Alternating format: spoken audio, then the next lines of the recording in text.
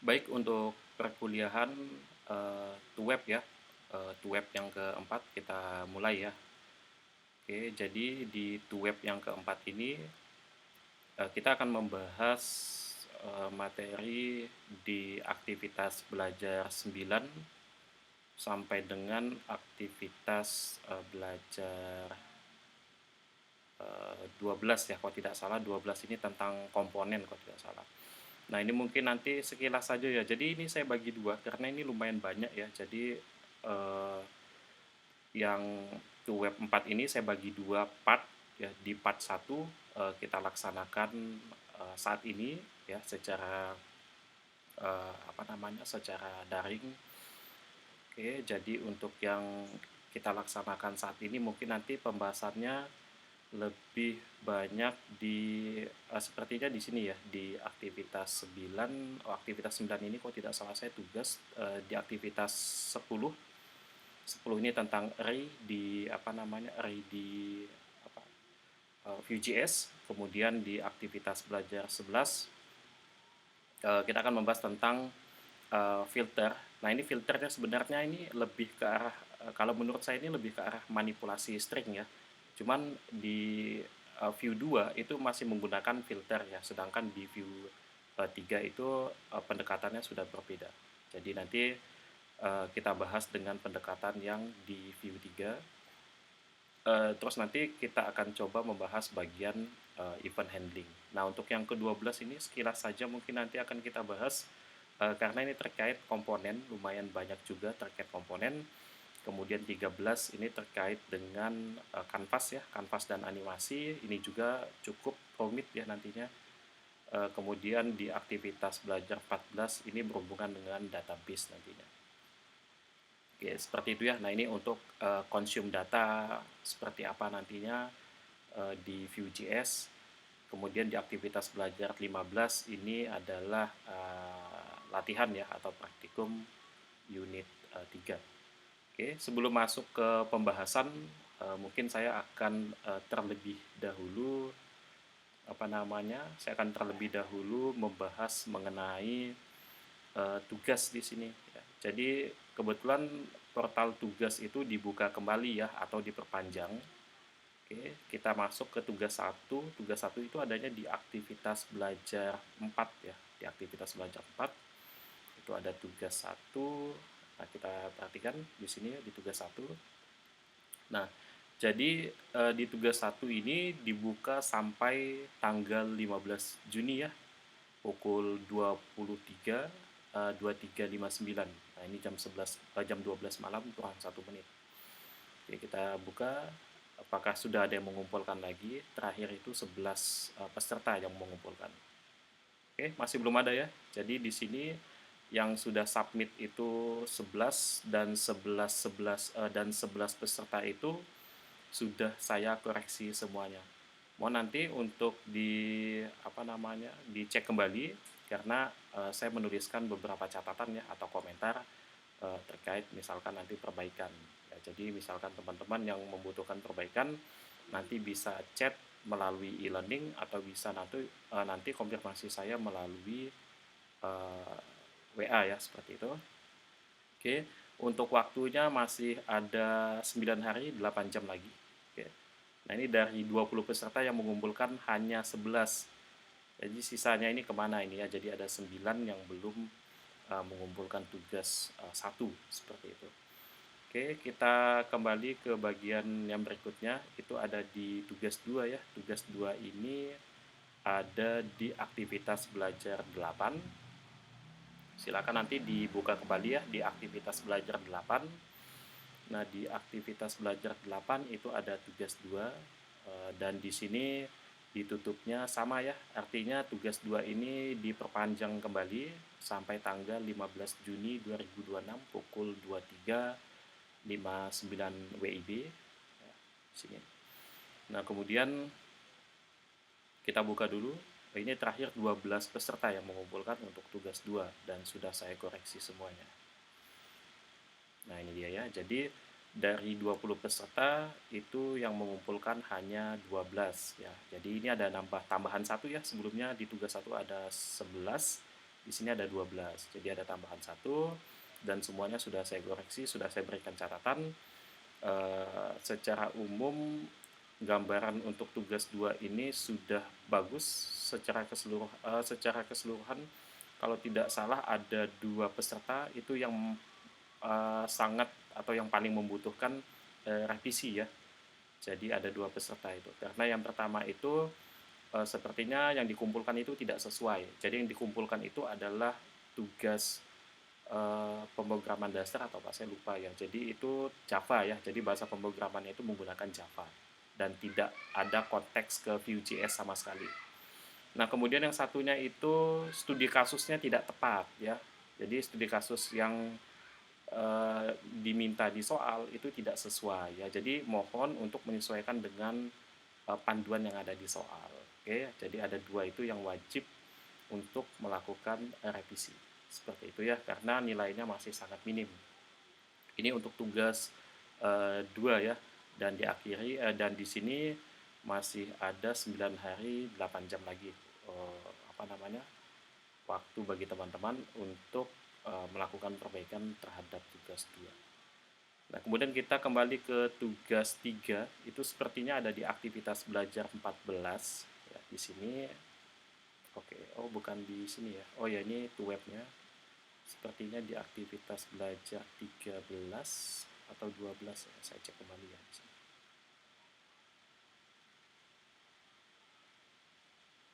Nah, ini ya. Jadi ada di aktivitas belajar 12 ya.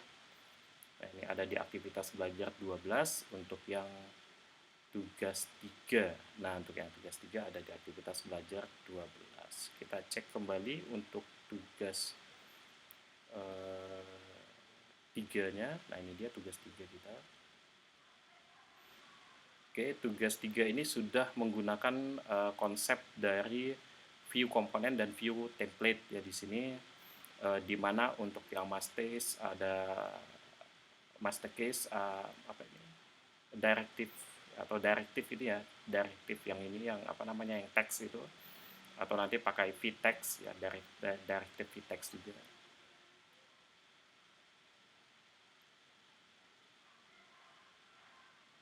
Terus nanti ada conditional juga ya.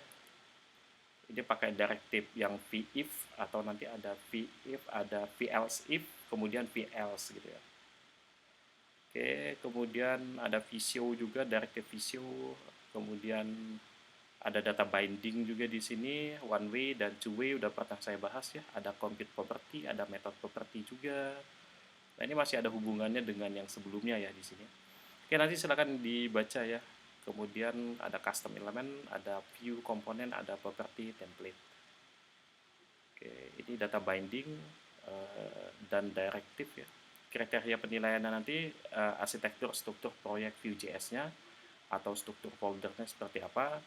Kemudian penggunaan data binding atau directive array macam-macam ya di sini ada banyak sekali. Ada penggunaan conditional function-nya seperti vif, velse if dan velse. Ada visio juga, kemudian ada property, ada yang compute dan method, kemudian ada watchers, di sini ada watcher ya, ada event handler, oke, dan lain-lain. Nanti dibaca lagi ya ini untuk panduan pengerjaan soal. Nah, untuk soal tugas 3 ini partisipannya dari 20 yang submitted itu sudah 2. Jadi masih ada 18 yang belum submitted ya, belum mengumpulkan. Oke, dan ini belum saya koreksi ya. Oke, kemudian waktunya masih 9 hari 7 jam lagi. Lumayan masih panjang ini ya waktunya ya. Oke, jadi sekali lagi ya ini untuk saya infokan bahwasannya untuk to web, oh ya udah ada Mas Imam Febri ya. Selamat datang Mas Imam. Oke, saya lanjutkan untuk yang to web 3 ini ya. Itu saya bagi menjadi 2 untuk apa namanya? Untuk materinya. Oke, kita terakhir di materi 8 ya, di aktivitas belajar 8. Kemudian di aktivitas belajar 9 ini ada latihan sepertinya. Nanti kalian diminta untuk melakukan atau melaksanakan latihan mandiri. Nah, ini yang saya bahas adalah aktivitas belajar 10 tentang array ini ya. aktivitas belajar 11 ini tentang apa filter dan event atau apa string manipulation ya kalau menurut saya. Kemudian aktivitas belajar 12 ini tentang komponen. Ini tidak banyak karena saya bagi dua jadinya. Jadi nanti untuk yang komponen, kemudian ada canvas ya, canvas ini dan animate atau animation. Kemudian yang terakhir ini ada database, consume database dan macam-macam. Ini akan saya eh, apa namanya? Saya bahas di video part 2. Ya, jadi ada part 1 dan part 2 ini. Nah, part 2-nya nanti saya upload di YouTube, kemudian linknya itu akan saya unggah di dalam apa namanya di dalam materi pengayaan. Nanti saya sampaikan juga di grup ya, dan saya sampaikan juga melalui pesan di e-learning nantinya. Seperti itu. Oke, kita langsung masuk saja ke pembahasan kita. Ya, jadi pembahasan kita di web ketiga. Yang pertama itu adalah array ya. Nah, ini cukup penting ya untuk manipulasi data ini terutama. Nah, array itu apa? Array itu merupakan variabel spesial. Nah, kenapa disebut sebagai variabel spesial? Ya, karena bisa menampung lebih dari satu nilai. Ya, sedangkan kalau variabel biasa itu hanya bisa menampung satu buah nilai dan satu tipe data. Jadi misalkan kalau saya punya variabel nama gitu ya, misalkan ya dia cuma bisa menampung nama saja gitu. Nah, ini mungkin nanti konteksnya agak berbeda ya. Nanti akan saya bahas. Jadi intinya dulu bahwasannya variabel array itu bisa menampung lebih dari satu nilai. Intinya seperti itu dulu ya. Jadi nanti ada beberapa elemen di dalam apa variabel tersebut ya. Nah, cuma di sini beberapa nilai dari beberapa tipe data. Jadi di sini di beberapa bahasa pemrograman ini perlu saya klarifikasi. Di beberapa bahasa pemrograman, contohnya salah satunya adalah JavaScript ya. Jadi seperti JavaScript mungkin nanti ada PHP, ada Python. Nah, itu masuknya ke bahasa pemrograman dengan tipe data dinamis ya. Jadi dynamic apa data type gitu. Jadi itu adalah bahasa pemrograman yang memberikan kita kebebasan gitu terhadap variabel. Jadi tidak ada deklarasi tipe datanya. Nah, jadi beda sekali dengan misalkan kalau teman-teman belajar Java ya. Kalau Java, kemudian nanti teman-teman belajar C gitu ya atau C++ atau nanti misalkan belajar C Sharp. Nah, di sana dituliskan tipe datanya itu secara eksplisit ya. Jadi misalkan kalau di C Sharp, kebetulan saya juga mengampu mata kuliah C Sharp ya. Jadi di C Sharp itu nanti kita harus deklarasi tipe datanya ya. Baik itu tipe data tunggal gitu ya untuk menampung data tunggal atau nanti tipe data untuk array gitu. Nah, jadi berbeda ya. Jadi nanti ada dua, yang pertama yang statis ya. Kalau statis itu contohnya nanti ada C, C++, C Sharp, Java. Nah, itu kita harus mendefinisikan atau mendeklarasikan tipe datanya. Nah, itu artinya nanti array-nya itu cuma satu tipe data ya. Jadi homogen gitu. Jadi misalkan kalau misalkan kita mau membuat variabel array nama gitu ya, nama itu kan tipenya string ya, bentuknya string, otomatis nanti semuanya string gitu ya. Nah, itu untuk yang homogen ya, jadi untuk yang statical ya, jadi untuk yang tipe data statis. Kalau untuk bahasa pemrograman yang tipe data dinamis, nah itu mungkin lebih bisa menampung lebih banyak elemen ya, dengan maksudnya lebih banyak elemen dengan tipe data yang berbeda-beda gitu ya. Misalkan kita bisa menyisipkan string, kita bisa menyisipkan integer, bisa juga menyisipkan floating point dan macam-macam misalkan, atau mungkin bahkan boolean gitu ya.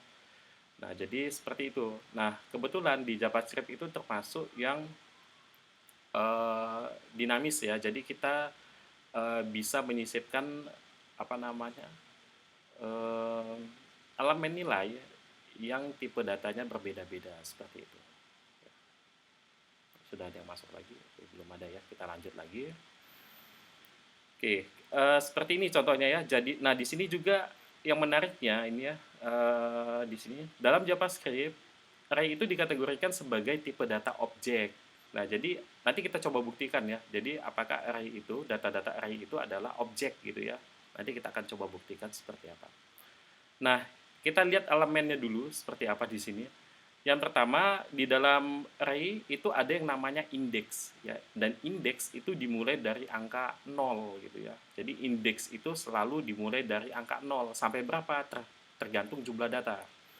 Kalau misalkan nanti datanya ada 10 ya, berarti indeksnya dari 0 sampai 9 gitu ya. Kenapa tidak sampai 10? Karena 0 termasuk ya.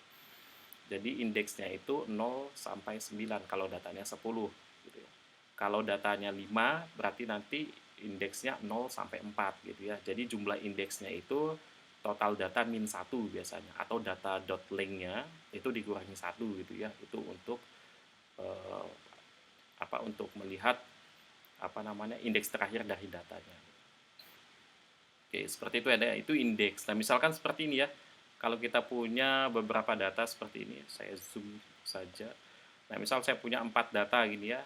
Nah, ini berarti indeksnya adalah 0 gitu ya. Kemudian yang data kedua ini, data pertama indeksnya 0, data kedua indeks ke 1, data ketiga ini indeks kedua, dan data keempat indeks ketiga ya, seperti itu.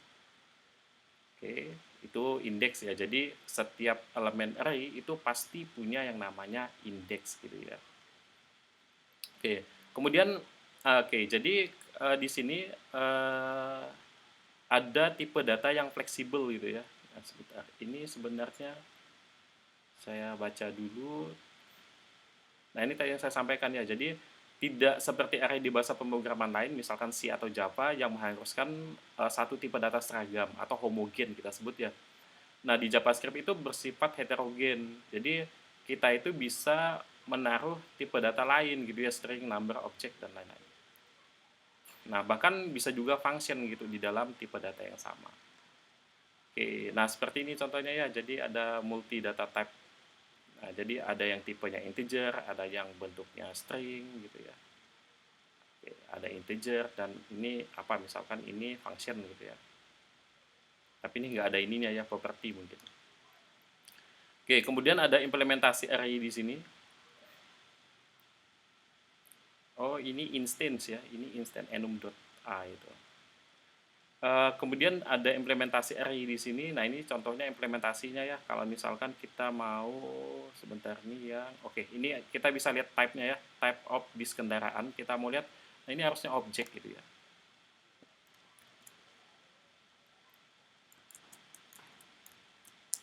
Oke, kita coba cek dulu mungkin. Nah, seperti ini ya, keyword status hasil. Nah, ini muncul di sini dia. Kemudian saya mau, ini nggak perlu deh kayaknya ini. Ini saya yang sebelumnya tadi ya, ini saya hapus saja. Oke, seperti ini. Nah, kita coba masuk ke konsolnya. Nah, ya tipe datanya objek ya. Jadi makanya tadi disebutkan bahwa array di JavaScript itu ya sama saja dengan objek. Makanya di sini kalau tidak salah penulisannya itu nah seperti ini. Ya, ini menunjukkan objek sama seperti JSON gitu ya. Kalau kita lihat data-data JSON itu kan bentuknya seperti ini. Oke, atau disebut sebagai objek gitu ya. Nah, ini hasilnya ya. Ini harusnya tidak ada ini. Ini ke bawah tadi. Nah, seperti ini.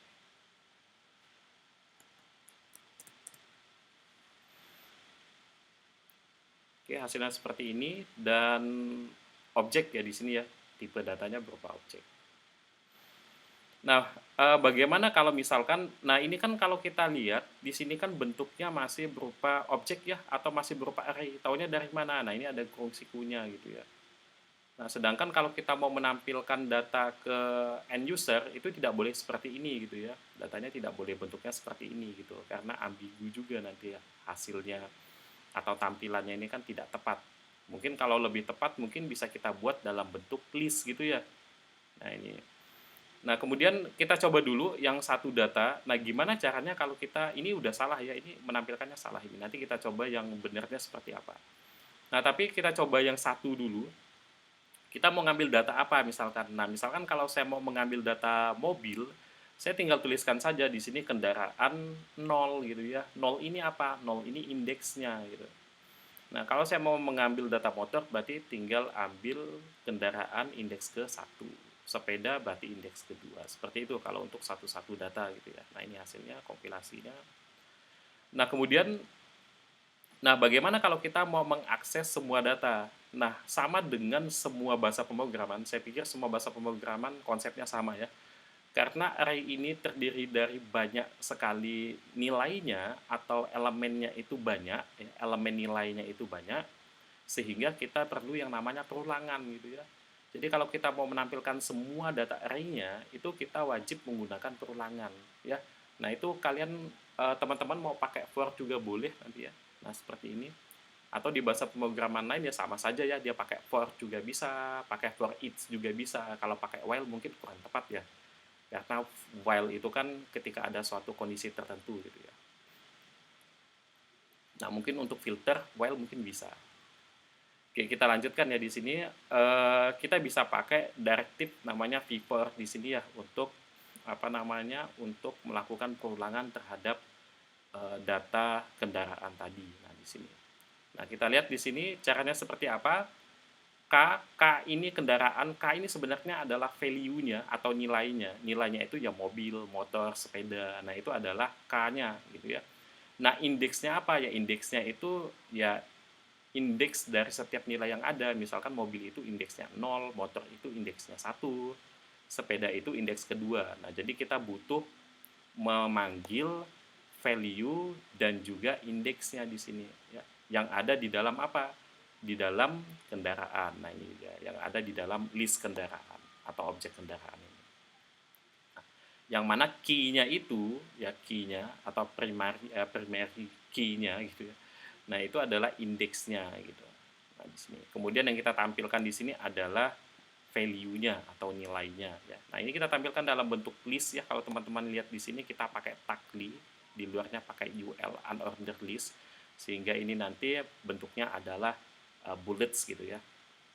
Oke, nah ini misalkan kalau teman-teman mau menampilkan keduanya, saya mau menampilkan tidak hanya value-nya saja atau nilainya saja atau K-nya saja misalkan. Saya juga mau menampilkan indeksnya misalkan. Nah, teman-teman bisa menggunakan seperti ini ya. Jadi kita pakai K, kita sambung. Nah, ini strip saja ya, strip yang bentuknya adalah string gitu untuk memisahkan saja sebenarnya. Nah, karena ini variabel disambung dengan literal string, kita butuh tanda plus. Sama juga di sini. Karena ini string, kita gabungkan dengan variabel k, kita butuh tanda plus ya untuk menghubung untuk bisa supaya variabel ini bisa dibaca gitu ya. Jadi untuk menghubungkan atau menggabungkan antara literal stringnya tadi dengan nilai dari variabel tersebut. Nah, hasil kompilasinya seperti ini ya. Nah, ini kalau misalkan kita tidak menggunakan indeks, kalau menggunakan indeks nanti seperti ini, ada indeksnya ini. Mobil itu indeks ke-0, motor itu indeks ke-1, dan sepeda itu indeks ke-2. Seperti itu ya. Nah, kemudian dengan menggunakan konsep atau pendekatan seperti ini, kita bisa membuat yang namanya select option atau drop down gitu ya, kalau misalkan di web. Nah, caranya seperti apa? Oke, caranya seperti ini. Kita bisa tinggal kita panggil saja sebenarnya di sini tag select-nya seperti apa ya. Kemudian tag option-nya seperti apa gitu. Nah, sebenarnya tidak ada perubahan yang signifikan. Kita coba aja ya ini.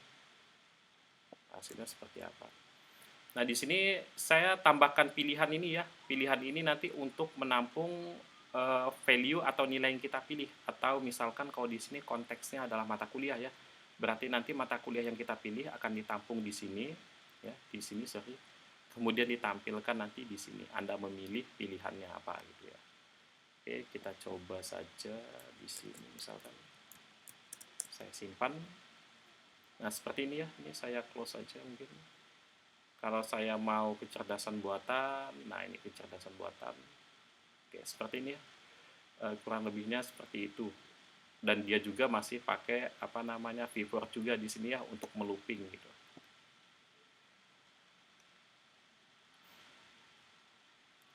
Oke, kita lanjut. Hasilnya seperti ini tadi sudah saya tunjukkan, directive vfor. Nah, ini untuk radio button sebenarnya konsepnya sama saja, tinggal kita tambahkan tag untuk radio buttonnya. Misalkan kalau untuk radio button itu kan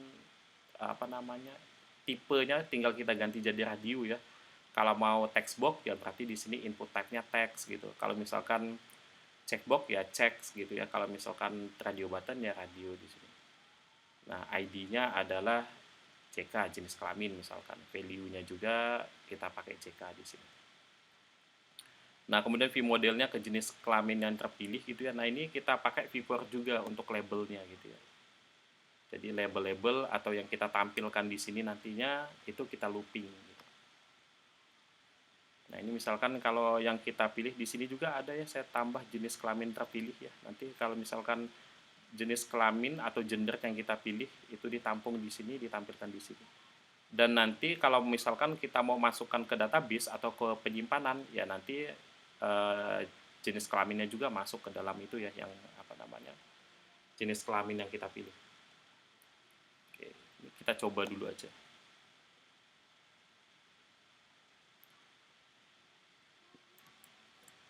Kayaknya di sini ada ya, sebentar kita lihat hasilnya. Nah, ada juga ya. Nah, di sini seperti ini. Ini soalnya apa namanya? Di apa namanya? Di web 2 sebelumnya itu agak lambat ya. Jadi saya takutnya ini lambat karena panas gitu. Ya, hasil kompilasinya seperti ini ya. Jadi di sini saya tambahkan langsung saja hasilnya seperti apa biar kalian nanti bisa coba sendiri gitu. Pilih gender misalkan, pilih jenis kelamin laki-laki misalkan. Jenis kelamin Anda laki-laki misalkan seperti itu ya. Nah, bisa juga digunakan di checkbox. Sama juga konsepnya ya, karena kita udah paham for-nya, tinggal kita sebenarnya tambahkan saja di sini tag-nya gitu ya. Ada tag input, di sini tag. Oh ya, ini pakainya checkbox ya, tipenya checkbox.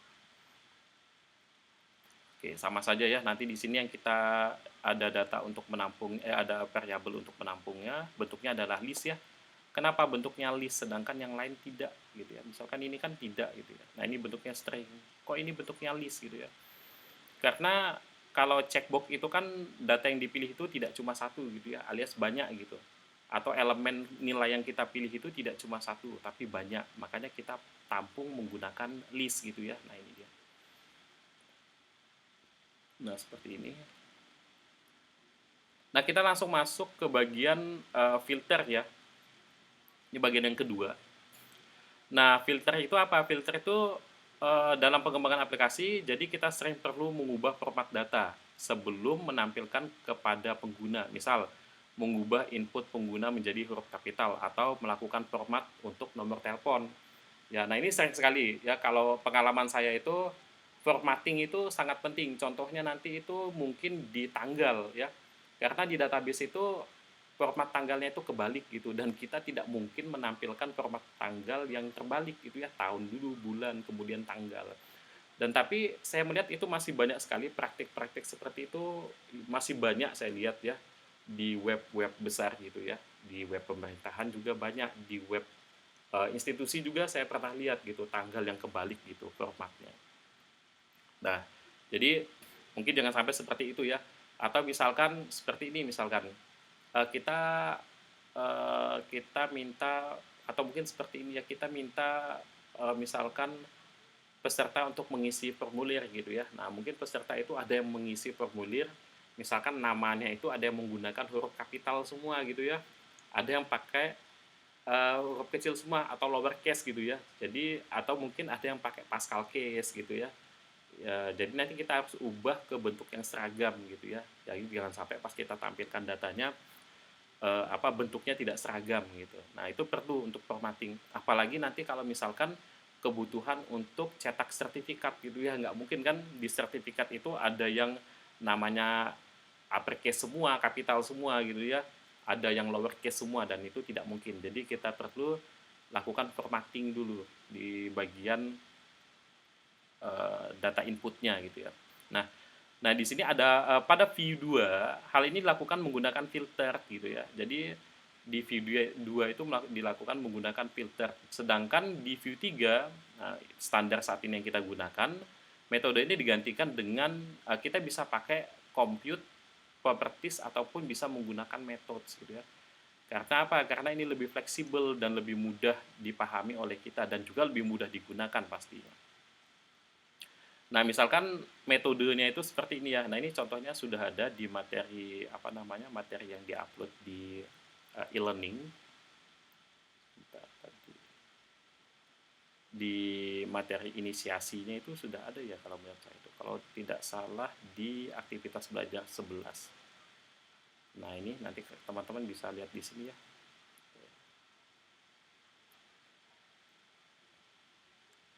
Kita kembali ya. Oke, jadi metode, contoh metodenya tuh to uppercase gitu ya. To uppercase itu untuk apa? Untuk mengubah semua karakter itu ke huruf besar gitu ya, ke kapital gitu. Nah, contoh penerapannya seperti ini. Ya, jadi misal kita punya teks gitu ya. Teks, jadi ini seperti manipulasi string lah ya. Ini cuma setiap bahasa pemrograman itu beda-beda cara manipulasi stringnya. Kalau di JavaScript itu dia udah punya built-in function gitu ya, to uppercase. Mungkin di bahasa pemrograman tertentu belum punya gitu ya, apa namanya, manipulasi stringnya. Untuk splitting data, misalkan kalau di Python misalkan itu kan harus pakai indeks ya, indeks di dalam list ya. Jadi kita mesti atur tuh indeks ke berapa sampai ke berapa. Nah, kalau di sini dia udah punya built-in function-nya, jadi udah mudah sekali di sini, udah nyaman. Ya, misal kita punya teks vui gitu ya, atau teks view di sini, to uppercase kita mau ubah menjadi huruf kapital, hasilnya nanti seperti ini ya, jadi view gitu. Nah, yang kapital view-nya kita ubah ke lowercase, jadi hasilnya nanti seperti ini, kecil semua ya, atau lowercase. Kalau halo chap add. Nah, chap add ini untuk apa? Untuk mengambil karakter tertentu berdasarkan indeks. Ya. Jadi nanti misalkan saya mau mengambil huruf A dari kata halu, misalkan ya. Jadi huruf A ini ada di indeks ke berapa? Oh, huruf A ini ada di indeks ke 1 ya. 0 itu H itu di indeks ke 0, A itu di indeks ke 1. Nah, jadi kalau misalkan char add 1, berarti nanti yang ditampilkan adalah A. Nah, kemudian yang bagian berikutnya ada slicing ya, ada slice, memotong atau mengiris ini ya. Jadi misalkan kita mau memotong bagian tertentu misalkan di sini. Saya mau memotong teks dari indeks ke 0, ya, indeks ke 0 dari belajar itu apa gitu ya. Ya, B gitu kan. Nah, indeks ke satunya, jadi sini 0 sampai dengan 2. Ya, 3 itu tidak termasuk ya. Jadi kalau kita mau motong sampai 4, berarti kita tuliskan di sini 0 sampai 5 gitu ya.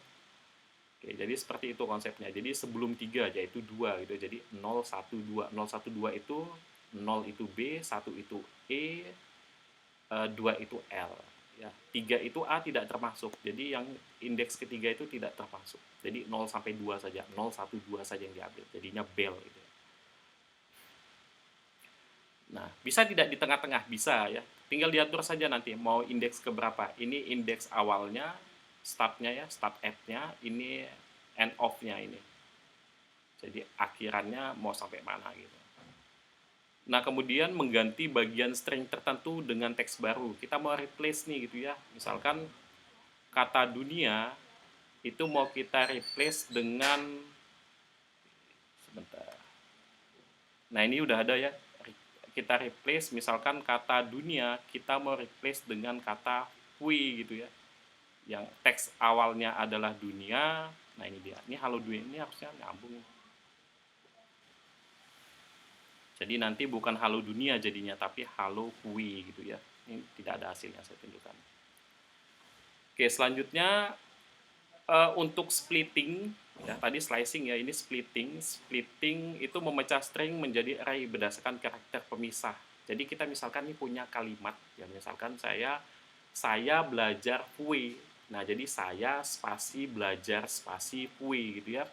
Nah, berarti nanti dipisah tuh. Saya menjadi data sendiri, belajar nanti menjadi data sendiri, hui menjadi data sendiri gitu ya. Nah, contohnya seperti ini. Saya punya string gabungan, jadi stringnya itu ABC gitu ya. Jadi digabungkan jadi satu. Setelah saya split dengan separator atau pemisahnya koma, maka dia jadi seperti ini. A-nya jadi sendirian gitu ya. B-nya juga jadi sendirian, C-nya juga jadi sendirian. Nah, ini dia. Nah, ini implementasi dari manipulasi string tadi yang sudah kita bahas di sini. Nanti kalau misalkan seperti ini, hasilnya itu adalah ini ya. Jadi hasil kompilasinya ini, misal kita punya original teksnya itu belajar JavaScript. Nah, itu nanti kalau uppercase jadinya seperti ini, kalau lowercase jadinya seperti ini. Kalau char add indeks ke 1 jadinya I ya, BE. Nah, I yang ini yang diambil. Sedangkan B ini adalah indeks ke 0. Seperti itu. Nah, kemudian slicing kita mau motong karakter 0 sampai 7, berarti yang diambil adalah belajar. Spasi termasuk tidak? Spasi termasuk ya. Kemudian kita mau replace, misalkan kita replace dengan view tadi ya. Jadi JavaScript-nya kita replace dengan view, maka di sini ya JavaScript-nya kita ganti dengan Vue, yang aslinya belajar JavaScript jadi belajar Vue.js. Ini untuk split-nya. Ya, split-nya di sini, oke. Nah, ini split-nya dia pakai spasi ini ya. Kalau kita lihat kodenya, di sini dia split, separatornya itu dia pakai spasi seperti ini. Nah, ini dia pakai spasi ya. Nah, ini. Memecah berdasarkan spasi. Kalau tadi kan berdasarkan koma. Kalau koma gimana? Tinggal kasih koma saja di sini. Kalau spasi berarti spasi. Oke. Seperti itu, hasilnya seperti ini. Nah, kemudian nanti ada event ya. Jadi event itu di sini sebenarnya event itu ada banyak sekali, tapi yang saya contohkan di sini ada 2 saja. Yang pertama nanti ada mouse event, yaitu event itu berdasarkan dari adanya kejadian gitu ya. Event kejadian, jika ada kejadian maka nanti apa actionnya gitu ya.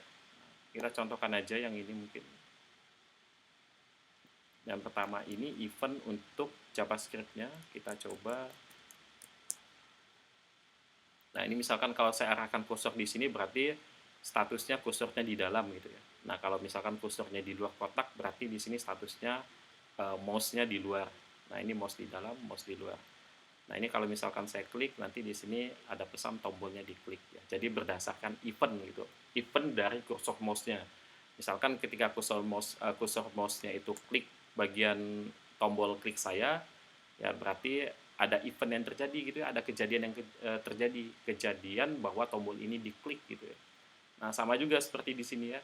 Ketika saya mengarahkan kursor mouse saya ke dalam kotak, itu ada kejadian yang terjadi gitu, bahwa kursornya itu berada di dalam atau adanya pergerakan move gitu ya. Kursor dari luar kotak ke dalam kotak. Seperti itu. Nah, ini konsepnya sama saja seperti ini ya kalau saya lihat. Seperti DOM, HTML DOM itu ya. Nah, ini untuk yang keyboard ya. Keyboard ini contohnya tombol atas, bawah, kiri, kanan ya. Nah, ini misalkan kalau di game itu kan kita biasanya menggerakkan karakter itu pakai tombol panah kiri atas kanan, apa namanya, kiri atas kanan bawah ya mungkin, atau ada pakai yang tombol lain ya, tidak harus tombol ini misalkan. Nah, ini dia bisa mendeteksi apa namanya, tombol yang saya klik gitu ya. Nah, ini dia. Oke, seperti itu. Nah, ini sama juga, ini event ya. Jadi ada event atau ada kejadian yang terjadi pada keyboardnya. Misalkan kalau saya klik tombol panah atas, nah berarti ada event bahwa saya menekan tombol panah atas gitu. Ada kejadian yang terjadi gitu. Nah, seperti itu ya. Nah, kemudian nanti untuk view komponen, nah saya bahas kilas saja ya, mungkin gambaran dari view komponen itu seperti apa. Nanti akan saya bahas lebih lanjut di video berikutnya ya. Jadi nanti akan saya pisah di video berikutnya, nanti ada komponen yang akan kita bahas. Kemudian nanti akan kita bahas canvas dan animate ya. Kemudian yang terakhir nanti adalah database gitu. Oke, di sini untuk yang view komponennya, jadi view komponen itu apa? Ini udah pernah saya bahas di pertemuan sebelumnya, di pertemuan di Tuweb 2 ya kalau tidak salah saya. Nah, jadi untuk view itu sebenarnya view itu untuk front end ya kalau saya lihat. Jadi apa namanya? Kalau kita bicara tentang front end ya kita bicara tentang yang namanya komponen. Komponen itu juga nanti banyak bentuknya ya. Maksudnya ada komponen yang besar, ada komponen yang paling kecil gitu ya. Saya lupa itu. Kalau di React itu ada komponen React Components Atomic. Karena saya tidak terlalu fokus di front end, jadi mungkin tidak detail penjelasannya kayaknya. Nah, seperti ini. Oke, ini mungkin lebih jelas ya. Ini mungkin teman-teman yang lebih suka sisi front end mungkin lebih paham terkait hal ini. Oke, kita coba cek. Nah, nanti komponen itu ada yang seperti ini ya, ada yang atoms gitu, ada yang molecules, ada yang organism, ada yang bentuknya template, ada yang bentuknya page gitu ya. Nah, atoms itu skala yang paling kecil gitu ya dari sebuah komponen, sedangkan page itu nanti skala yang lebih besar gitu. Bisa jadi nanti dia adalah modul gitu ya. Nah, karena kalau dulu zaman saya dulu kuliah S1 itu kita belum pakai komponen ya. Jadi kita pakainya itu modul gitu. Nah, di sini ternyata modul itu ya bisa dijadikan sebagai komponen gitu. Ada templates, ada organism, ada molecules gitu, ada atom. Nah, ini pembagiannya. Nanti bisa dipelajari mungkin ya teman-teman. Ini apa ya? eh, Tambahan saja mungkin dari saya. Seperti itu ya. Nah, kenapa kita perlu menggunakan komponen? Karena yang paling mudah dipahami komponen itu sifatnya adalah reusable gitu. Jadi komponen itu bisa digunakan kembali. Contohnya itu seperti function ya. Kalau misalkan kita menggunakan eh, coding, misalkan pendekatannya eh, function base atau misalkan OOP gitu ya. Nah, itu nanti kita bisa menggunakan kembali fungsi yang sudah kita buat gitu. Nah, jadi sifatnya reusable. Jadi kita tidak perlu membuat hal yang sama berulang kali gitu, karena itu nanti memakan waktu. Nah, ini disediakan untuk web developer yang memerlukan elemen khusus yang dilengkapi fitur sesuai kebutuhan. Nah, jadi komponen itu nanti ya punya fitur sesuai kebutuhan. Ya, jadi misalkan kalau di Tokopedia yang saya tunjukkan sebelumnya, itu ada komponen namanya kategori ya. Berarti komponen itu ya secara khusus menampilkan data-data kategori, misalkan ada kategori apa saja, misalkan kategori makanan, minuman, pakaian, macam-macam misalkan ya. Kemudian ada komponen headernya gitu ya, ada komponen eh, carouselnya gitu ya, ada komponen diskon, produk-produk diskon gitu. Nah, jadi dipisah-pisah. Ya, jadi komponen itu dipisah-pisah nanti digabungkan jadi satu. Nah, makanya di industri itu sebuah project itu tidak bisa dikerjakan oleh satu orang developer ya. Dan itu harus tim gitu. Jadi biasanya setiap tim itu mengembangkan komponennya biasanya ya. Jadi ada pembagiannya untuk komponen-komponennya.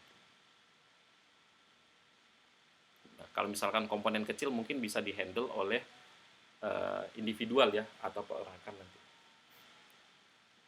Oke, seperti itu dan sifatnya modular ya.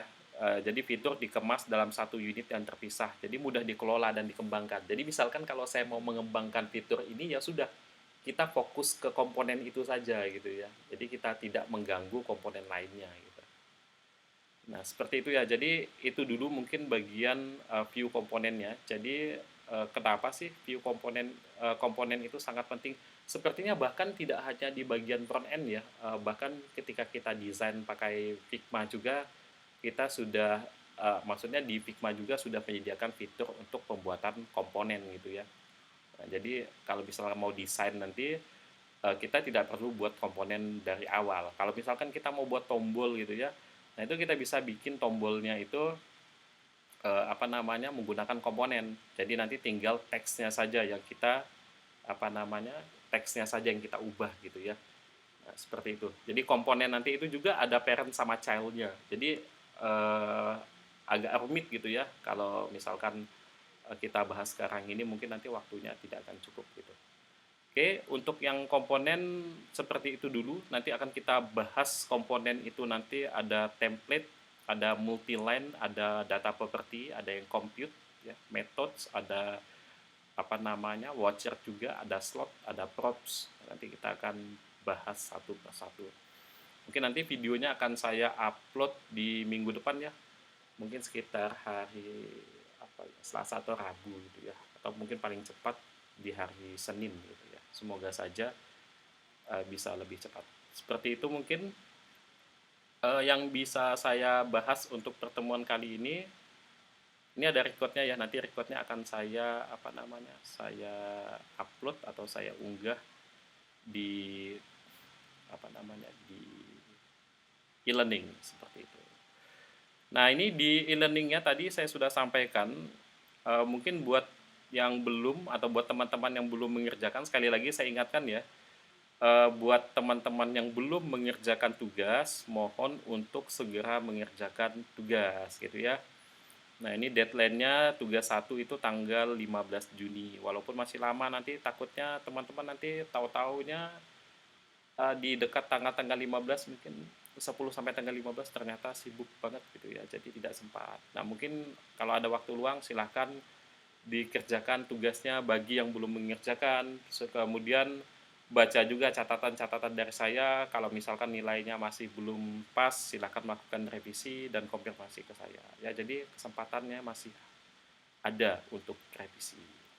Di tugas 2 yang saya ingat itu di tugas 2 ya, tugas 2 itu ada 2 peserta yang, eee, nilainya itu belum mencukupi kalau menurut saya itu ya. Jadi yang pertama itu, yang dikumpulkan itu adalah tugas mata kuliah lain ya, jadi saya tidak berikan nilai penuh gitu ya, saya berikan nilai sekian dan saya berikan nilai tidak saya sebutkan ya. Jadi tapi kecil ya, kalau menurut saya itu kecil sekali. Oke, silakan nanti diubah gitu ya, karena kesempatan masih ada. Terus yang satunya itu ada teman peserta itu yang membuat mengerjakan tugas tapi tidak sesuai dengan panduan. Panduan tugas itu kan diminta studi kasusnya apa gitu ya. Nah, itu harus disesuaikan dengan studi kasusnya. Ya, karena nanti kalau tidak sesuai, ya sebenarnya saya bisa saja membenarkan gitu ya. Cuman hanya saja nanti kita sudah punya metrik penilaian gitu ya. Takutnya nanti di mata kuliah yang sama, di dosen dengan dosen yang berbeda, penilaiannya ya mereka berpegang teguh pada metrik penilaian gitu ya. Kalau memang tidak sesuai ya penilaiannya juga nanti tidak sesuai gitu. Oke, jadi kalau misalkan tidak sesuai dengan studi kasus, saya tidak bisa memberikan nilai yang yang bagus gitu ya. Oke, seperti itu untuk materinya. Oke, seperti itu ya materinya, nanti akan saya update dan saya upload kembali untuk materinya, dan videonya mungkin tersedia, video part 2-nya mungkin tersedia di hari pekan depan ya, di hari Senin, Selasa atau Rabu. Ya, paling cepat mungkin Senin, paling lambat mungkin Rabu ya, seperti itu.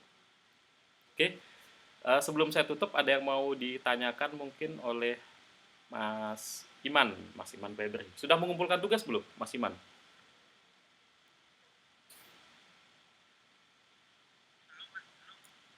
Tugas berapa yang belum? Tugas yang terakhir. Oke, tugas yang terakhir atau tugas 3 ya. Oke, yang Iya, penting. tugas tiga.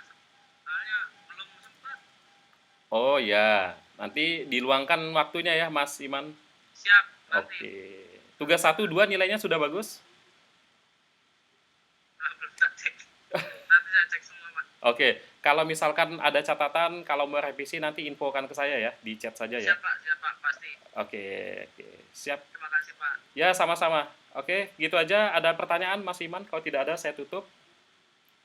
Sementara belum Pak, nanti kalau tak ada pertanyaan saya japri, kalau nggak di grup ya Pak. Oke, seperti itu saja. Boleh. Ya, terima kasih Mas Iman sudah bergabung, sudah partisipasi dalam web keempat ini. Silakan melanjutkan aktivitas berikutnya ya. Semoga tetap diberikan kesehatan dan dipermudah dalam segala hal. Ya Pak, amin. Oke, saya tutup. Terima kasih. Saya tutup. Wassalamualaikum warahmatullahi wabarakatuh dan selamat sore semuanya buat Mas Iman. Oke, silakan boleh lip ya. Siap Pak.